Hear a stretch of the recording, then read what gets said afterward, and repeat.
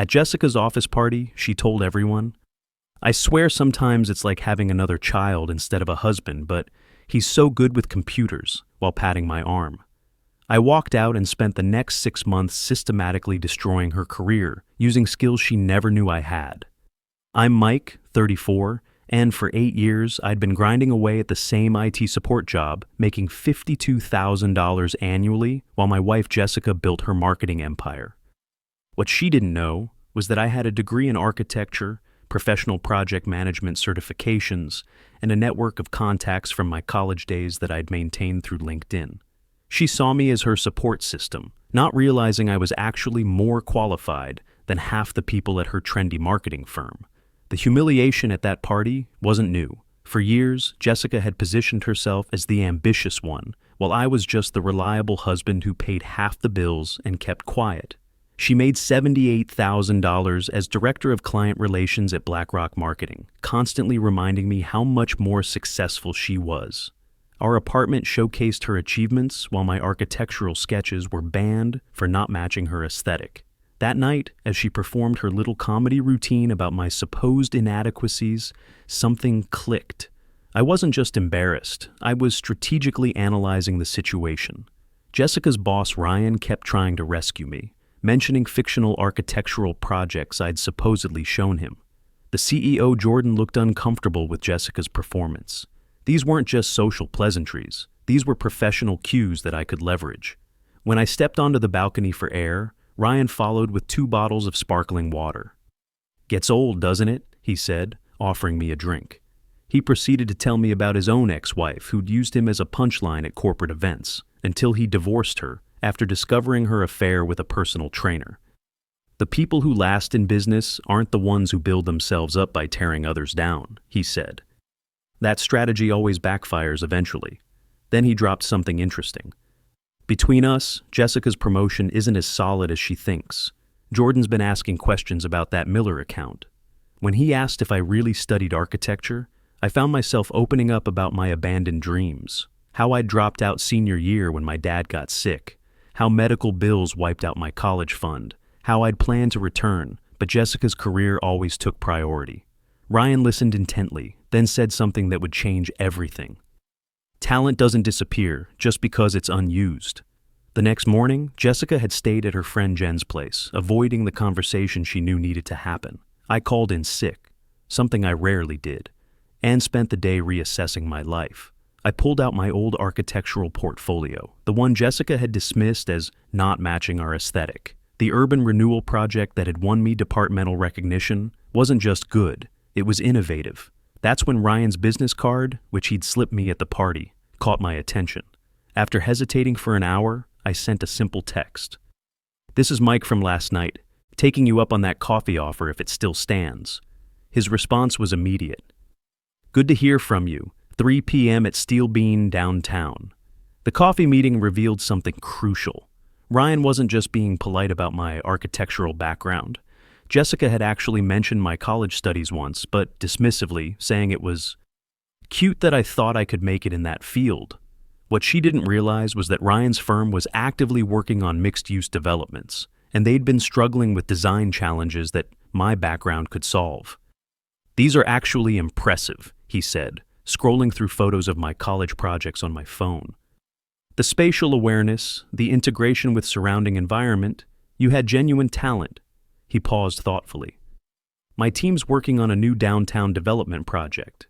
Would you be interested in reviewing some preliminary designs?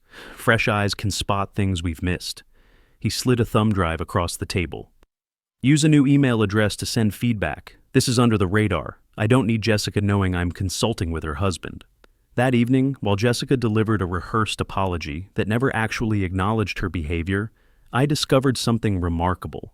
The development project was ambitious, a blend of modern and historical elements that would transform a neglected corner of downtown. For the first time in years, I felt my mind fully engaged, neurons firing with creative energy that had been dormant too long. My analysis identified several critical flaws in the original design, shadowing problems that would affect residential units, wind tunnel effects from the building orientation, and missed opportunities for green space that could increase property values by 15 to 20%. I spent hours crafting detailed feedback, signing the email as Michael Torres, architectural consultant. The response was immediate and enthusiastic. My suggestions sparked genuine interest from the design team. What began as courtesy review evolved into meaningful consultation, with several of my ideas incorporated into revised plans. Within 2 weeks, Ryan texted, "They're implementing your courtyard concept. The team wants to meet the mystery consultant, 1 p.m. tomorrow." I was terrified, but this was becoming real. When I mentioned lunch plans to Jessica the next day, her suspicion was immediate. "A potential client," I said, not elaborating that her boss was my contact. When she pressed about what kind of consulting I could possibly do without proper certifications, I replied calmly, "Actually, you can call yourself a consultant when people value your input." The corporate headquarters was intimidating, 60 floors of gleaming glass and steel, but the 90-minute meeting was revelatory. 5 senior professionals listened as I explained wind tunnel mitigation, property value optimization through strategic green space, and material selection for climate efficiency. My voice grew steadier as I fielded questions and sketched alternatives on the digital whiteboard. The gray-haired woman who turned out to be the firm's senior partner approached me directly afterward. "Your perspective is refreshing. Most consultants tell us what we want to hear. You told us what we needed to know." She handed me her business card. "We have another project breaking ground in 3 months. Would you be interested in a more formal arrangement?" The offer was intoxicating, but I knew Jessica would discover this eventually. Sure enough, that evening she returned from work with obvious anxiety. "Imagine my surprise when I was called into Jordan's office today to explain why my husband is suddenly consulting on our downtown project," she said, dropping her bag with a thud. The confrontation revealed everything about our relationship dynamic. Jessica saw my professional development as a threat to her narrative of being the successful one married to the support guy. "Like, I can't keep my own husband in line," she said, then immediately tried to walk it back. But those words crystallized everything. She viewed our marriage as her being in control, with me as someone to keep in line. When I explained that I'd been consulting on architectural elements and they'd offered me a formal arrangement for future projects, her response was immediate. "You're not qualified. You never finished your degree." The dismissal was automatic, instinctive. Even faced with evidence of my professional value, her first reaction was to diminish it. Over the next week, I noticed Jessica's behavior becoming more erratic, furious texting during dinner, hushed phone calls in the bathroom. Then Ryan sent an urgent text. "We need to talk, now, not on the phone." At the quiet cafe, Ryan looked grim. "Jessica's trying to sabotage you. She filed a formal complaint with HR claiming I engaged in inappropriate professional relationships by hiring her spouse without disclosure." My stomach dropped, but he continued. "She's spinning it as conflict of interest, suggesting we only hired you to curry favor with her regarding the Miller account." Then he revealed the bigger picture. "The Miller account numbers we've been questioning, Jessica's been manipulating data to make her results look better. Nothing illegal, but definitely against company policy. Jordan was planning to audit her work next month, and now she's trying to discredit you before that happens." The strategic implications were clear. Jessica was attempting preemptive sabotage to protect her fabricated success story. But she'd made a crucial error. My hiring was based purely on merit, documented through email chains that predated any knowledge of her Miller account issues. My original design critique was sent from a personal account she couldn't access, establishing independent professional value. However, Ryan warned of another problem. "Jessica's claiming you've been using insider information she brought home to gain advantage with the project." This was particularly rich since Jessica never discussed work details at home, except to brag about her supposed successes. That's when I remembered something crucial. Jessica kept a personal journal, writing in it every night about her professional victories and strategies. If she'd been manipulating data and planning this sabotage campaign, it would all be documented there. While she attended her evening yoga session, which I now suspected was actually strategy meetings with work allies, I found the journal hidden in her underwear drawer. My guilt at reading it evaporated as I discovered the full extent of her deception. Pages of entries detailing deliberate Miller account, data manipulation, strategies to keep Mike focused on supporting my career by discouraging his architectural hobby, and most damning, recent entries plotting against Ryan. Ryan thinks he's so clever using Mike against me, one entry read. But I'll make sure they both regret crossing me. The evidence was overwhelming. Years of calculated suppression of my dreams to maintain her supportive sidekick narrative, combined with professional fraud to inflate her own achievements. I photographed the relevant pages and sent them to Ryan with a simple message. Do what you need to do. 2 days later, Jessica came home in complete meltdown. You went through my private journal? You gave my personal writings to Ryan? Do you have any idea what you've done? She was suspended pending full investigation of the Miller account, her reputation in ruins. The manipulation attempts that followed were textbook. Tears, begging me to tell investigators I'd misunderstood, claims that her job was important to us. When I pointed out it was only ever important to her, and that she'd been willing to destroy my opportunities to protect her lies, she tried the final desperate play. I can fix this.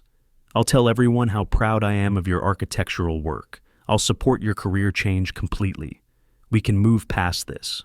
The offer to support me only came when she needed something. That wasn't partnership.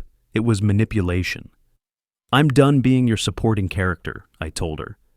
I've accepted the formal consulting position. I start next week. Her mask finally dropped completely. Fine, leave, but don't think this is over. I still have friends at the company. Then came the real venom. You're nothing without me. Who kept us afloat when your pathetic IT job had layoffs 3 years ago?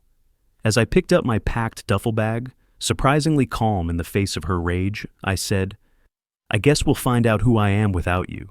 That's what scares you most, isn't it? The idea that I might actually succeed on my own. 6 months later, the downtown project is nearly complete with my courtyard design as one of its signature features. I've been hired as full consultant on 2 additional projects making $85,000 annually, more than Jessica ever made. I'm taking night classes to complete my architecture degree, with the senior partner sponsoring an accelerated program. Jessica didn't go quietly. She tried turning mutual friends against me with stories about abandoning her during a minor work issue. She even showed up at my new apartment once, alternating between tears and threats. But when the company investigation concluded, she was fired for data manipulation. According to Ryan, she had a complete meltdown in the lobby, screaming about conspiracies against her. Last week, I received a desperate email. Mike, I need your help. They've destroyed my reputation in the industry. No one will hire me. You know how hard I worked. Please, if you talk to Ryan, tell him I've learned my lesson. I have nothing without this career. I didn't respond. After 8 years of putting her needs first, I was finally focusing on my own path. Through mutual friends, I learned she moved back with her parents in Ohio. Her LinkedIn now lists marketing consultant, which usually means unemployed. The greatest revenge wasn't exposing her lies or watching her career implode. It was reclaiming the potential I'd almost forgotten I had. Sometimes the most satisfying victory is proving that the person who tried to keep you small was actually the one holding back your success. The strategic thinker she dismissed as her support system turned out to be more professionally capable than she ever was. Now, I'll never again make myself small to make someone else feel big.